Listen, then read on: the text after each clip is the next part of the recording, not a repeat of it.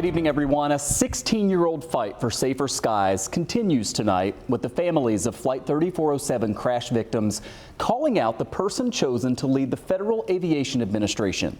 They say FAA Administrator nominee Brian Bedford has a history of trying to roll back pilot training requirements.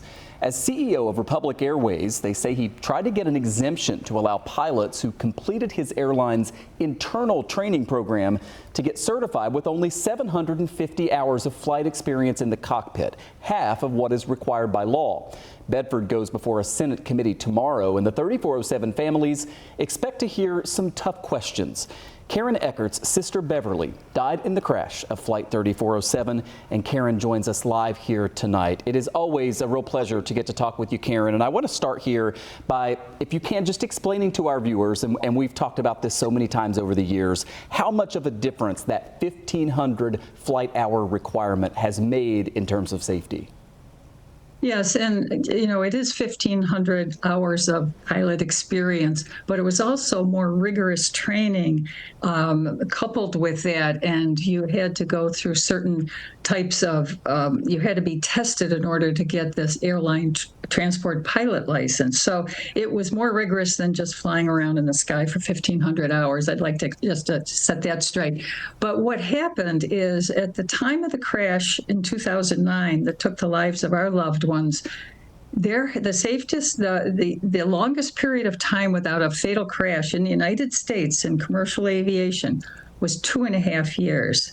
Since the law was passed, there was not a fatal crash on a commercial airline in the United States until January 29th. 2025. It was 2 weeks short of 16 years.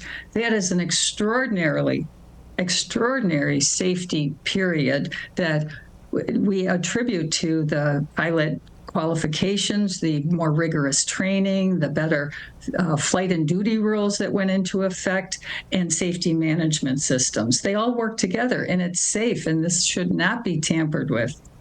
Yeah, the proof was in the data and the safety record, more than 15 years. It's remarkable. Today, we reached out to some of our lawmakers. Senator Schumer obviously has expressed concern about this nominee. Senator Gillibrand's office told me today she will be voting no against this nominee because of what he attempted to do in terms of what we just discussed there with the flight safety requirements. And also Republican Congressman Nick Langworthy said he will pressure the FAA nominee if he gets the job to stick to this level of training. What is your message to the lawmakers who will eventually vote yes or no in the Senate on this nominee? Our message is get a commitment from Mr. Bedford to protect that rule. This is not the time to be tinkering with anything that has to do with the pilot experience. Think of all the mid-air, the near misses, and unfortunately we had a terrible collision.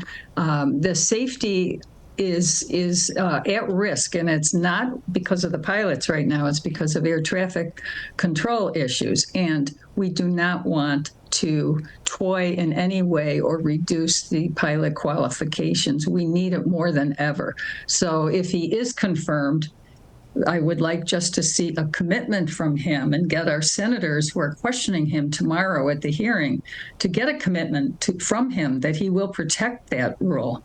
Yeah, and we'll be following that closely tomorrow to see if the question is asked, and if so, if he will make that commitment. I only have about 30 seconds left, Karen, but could you walk me through, and we've talked about this before too, I mean, here we are all these years later, and you and the other members of your group are still out there fighting for this.